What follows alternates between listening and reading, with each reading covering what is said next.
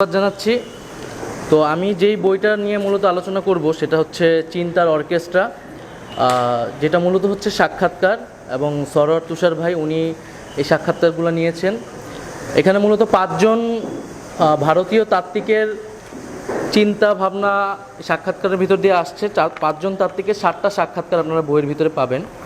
তো আমি যদি মোটা দাগে সবগুলা সাক্ষাৎকার বা সবগুলা তাত্ত্বিকের কিছু কমন জায়গা ধরে কথা বলি, তার এই বইয়ের প্রধান আলোচনার কেন্দ্রবিন্দু হচ্ছে তত্ত্ব, থিওরি, যে কিভাবে থিওরি জিনিসটা কাজ করে, কিভাবে আমরা আমাদের নিজেদের থিওরি করতে পারি। এবং এই থিওরির সাথে সম্পর্ক করতে গিয়ে তাত্ত্বিকরা হচ্ছে উত্তর উপনিবেশবাদের প্রসঙ্গটা আনতেছেন, এবং এই তাত্ত্বিকদের একটা কমন গ্রাউন্ড হচ্ছে তারা উত্তর উপনিবেশবাদী জায়গা থেকে তাদের আলোচনাটা আগাচ্ছেন।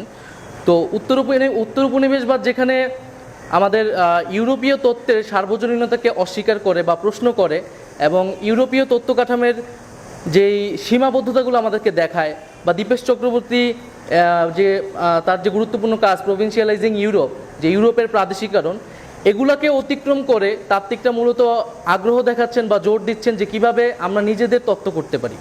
এখানে আদিত্য নিগম এবং প্রথমা বন্দ্যোপাধ্যায় তাদের যৌথ যে প্রজেক্ট, যে ডুইং থিওরি অ্যান্ড ডিকোলোনাইজিং থিওরি, তত্ত্বের বিউপনিবেশায়ন এবং তত্ত্ব নির্মাণ, যে আমরা কিভাবে নিজেদের তত্ত্ব নিজেরা তৈরি করতে পারি এবং সেটার ধরন কি হবে, পদ্ধতিটা কি হবে। এতদিন ধরে যেভাবে চলে আসছে যে ইউরোপের যেই তত্ত্বগুলো আমরা পেয়েছি সেই তত্ত্ব অনুযায়ী আমরা আমাদের সমাজে সেটা ব্যবহার করার চেষ্টা করেছি। যখন ইউরোপীয় তত্ত্বের সাথে আমাদের সমাজটা মিলে নাই, তখন আমরা ভেবেছি যে আমাদের সমাজটাতেই হয়তো সমস্যা, আমাদের সমাজটাই হয়তো অবিকশিত, যেটা মার্ক্সবাদী আলোচনার ভিতরে আমরা দেখতে পাই যে এখানে সামন্তবাদ নাই বা এখানে পুঁজিবাদের বিকাশ ঘটে নাই।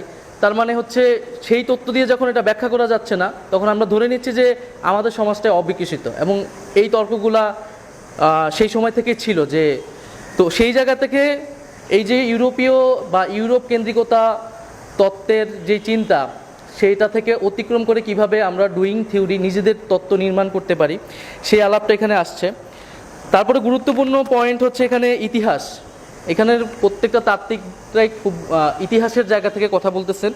এবং আপনারা যদি সাবঅল্টার্ন স্টাডিজের নাম শোনেন, সাবঅল্টার্ন স্টাডিজের অনেকে এখানে আসেন, এবং সাবঅল্টার্ন স্টাডিজ মূলত ইতিহাসের জায়গা থেকে, যে নিম্নবর্গের ইতিহাস, নিম্নবর্গ যাদের কথা আমরা শুনতে পাই না, যাদের কথা আসে না, উচ্চবর্গের চিন্তা চেতনায় নিম্নবর্গের পোর্ট্রেশনটা কীরকম, তাকে কীভাবে নির্মাণ করা হচ্ছে। আরেকটি গুরুত্বপূর্ণ বিষয় আমি বলবো যে মার্ক্সবাদের প্রশ্নটা, এখানকার যারা তাত্ত্বিক তাদের নিজেদের একটা বামপন্থী অতীত আছে, রাজনীতিক অতীত আছে, এবং বামপন্থী রাজনীতি ব্যর্থতা এক ধরনের, যেটা যদি স্পেসিফিক্যালি বলি হচ্ছে সোভিয়েত ইউনিয়নের পতন, সেই ব্যর্থতাকে কিভাবে অতিক্রম করে মার্ক্সবাদকে আবার কিভাবে রিকনস্ট্রাক্ট করা যায়, সেই ধরনের একটা চিন্তা আছে। সেখান থেকে মার্ক্সবাদের সমালোচনা এবং পর্যালোচনাগুলো তারা করতেছেন, যে মার্ক্সবাদকে এখানকার যেই পার্টি রাজনীতি, তারা এক ধরনের ধর্মতন্ত্রের রূপ দিয়েছে। সেখান থেকে মার্ক্সকে কিভাবে আমরা চিন্তা পদ্ধতি আকারে গ্রহণ করতে পারি, সেই দিশাগুলো তারা খুঁজতেছেন। আরেকটি গুরুত্বপূর্ণ বিষয় হচ্ছে পুঁজির প্রশ্নটা এখানে আসতেছে, যে পুঁজি এখন আসলে কিভাবে কাজ করে। তারা ভারতীয় সমাজে বা পুরো পৃথিবী জুড়ে পুঁজির প্রশ্নটা, পুঁজির সাথে দ্বন্দ্বটা এখন কার, যেখানে আমরা পুরানো মার্ক্সবাদী তত্ত্বে পাই যে হচ্ছে পুঁজির সাথে দ্বন্দ্বটা আসলে শ্রমিক শ্রেণীর, কিন্তু আমরা এখন এখানকার তাত্ত্বিকরা বলতেছেন, যেমন আদিত্য নিগম বলতেছেন, যে হচ্ছে পুঁজির সাথে দ্বন্দ্বটা আসলে এখন খোদ জীবনের দ্বন্দ্ব হয়ে গেছে। পুঁজির সাথে শ্রমিক শ্রেণীর দ্বন্দ্ব নাই, পুঁজির সাথে দ্বন্দ্ব প্রাণ, প্রকৃতি, জীবন, ইভেন বস্তুরও দ্বন্দ্ব হয়ে গেছে।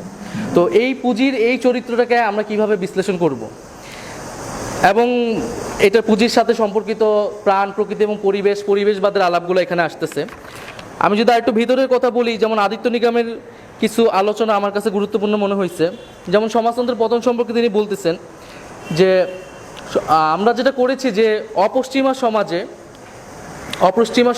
বা অপশ্চিমা কৃষি সমাজে আমরা একটা শ্রমিক শ্রেণীর অনুসন্ধান করতে চাইছি, মূলত এখানকার বামপন্থীরা। তো কারণ মার্ক্সীয় চিন্তা মতে আমরা শুনে এসেছি যে শ্রমিক শ্রেণীর সাথেই যেহেতু দ্বন্দ্ব, পুঁজির দ্বন্দ্বটা হবে, এবং শ্রমিক শ্রেণী তার একমাত্র এবং প্রধান বিরোধী হিসেবে হাজির হবে। তো শ্রমিক শ্রেণীর সন্ধান তো আমরা কৃষি সমাজে পাই নাই। এর ফলে যেটা হয়েছে যে আমরা হচ্ছে কৃষি বা কৃষক শ্রেণীটাকে এখানকার বামপন্থীরা অতটা গুরুত্ব দেয় না, কৃষক প্রশ্নটাকে।